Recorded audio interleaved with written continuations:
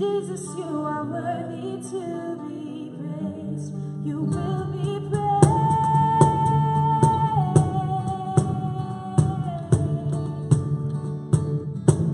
You will be praised.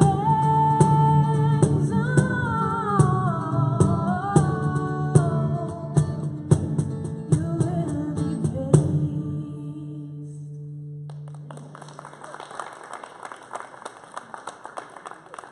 All right. Hey, good morning. I'm glad you guys are here this morning. Here's what I want you to do.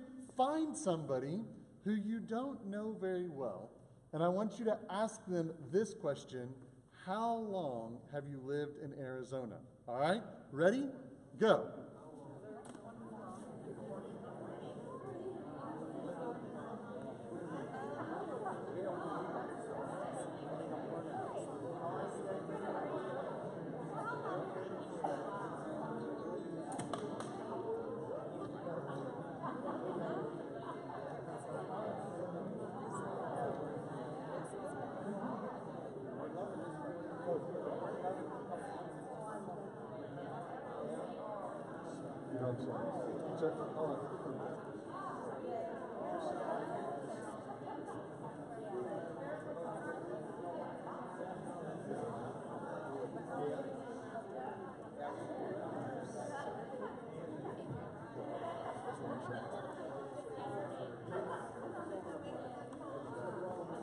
All right.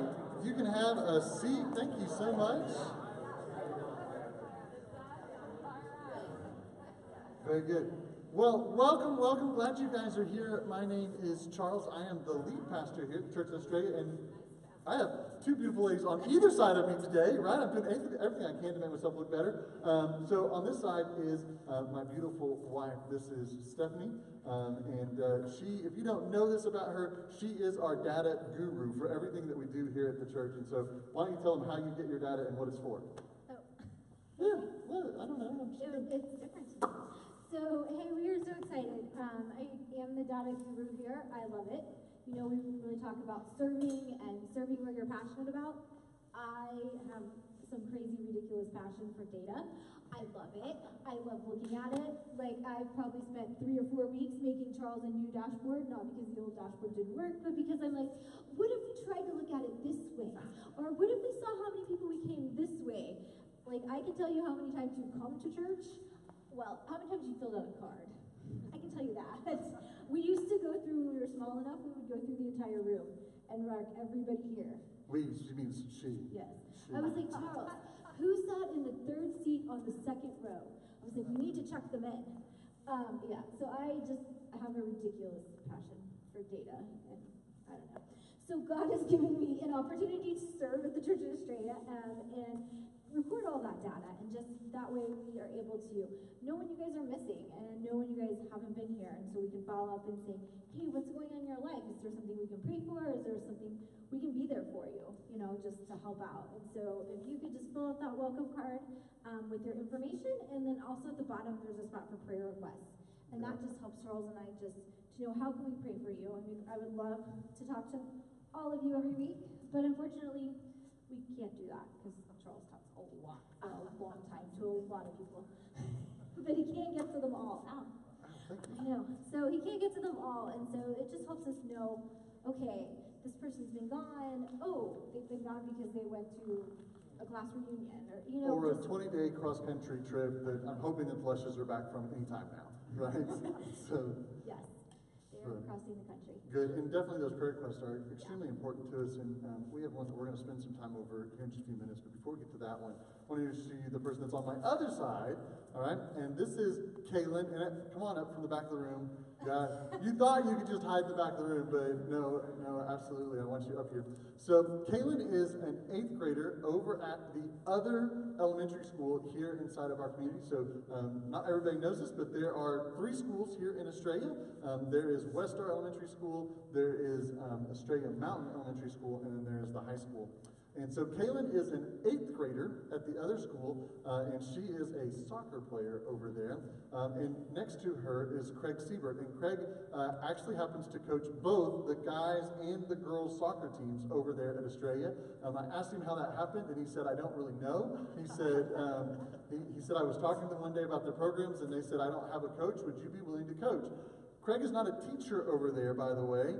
He has a whole separate job in a whole different industry, but he was very passionate about these kids and about helping them out with soccer, and so he said, yeah, I would be willing to do that. So a few weeks ago, I got an opportunity to talk with both of these individuals, and they shared with me about something that was going on in their school that for the last 15 years since the school opened, their soccer uniforms have been the exact same, right?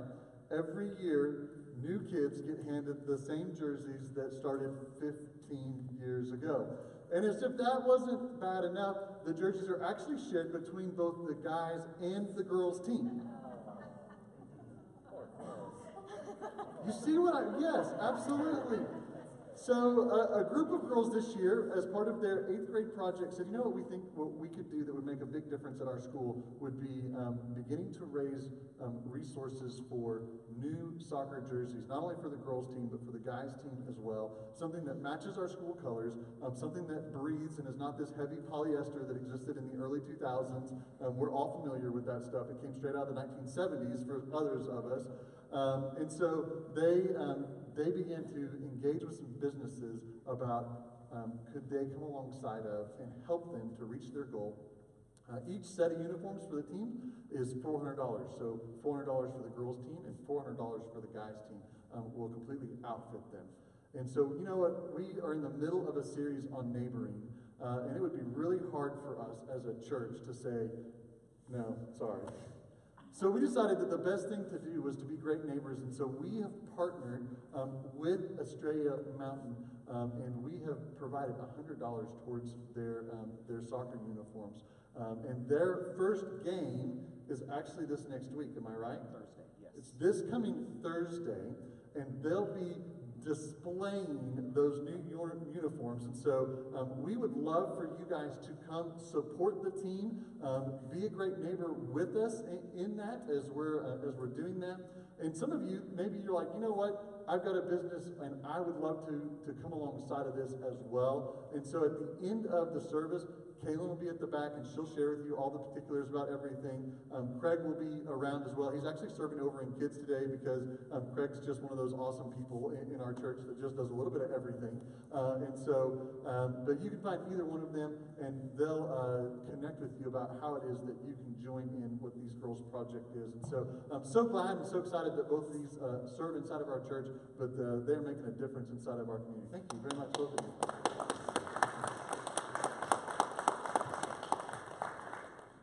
Speaking of things inside of our community, some of you are aware, some of you may not be aware, and so I want to share with you something that happened inside of our community that actually is somebody who is deeply connected with us, a family from Australia Mountain, a teacher there. He's a 5th grader, and his wife is a teacher there as well. They have a 3-month-old baby, 3.5-month-old baby, that this last week they found unresponsive. Paramedics arrived and provided some treatments, but the baby didn't survive. And so those of you who know the Johnson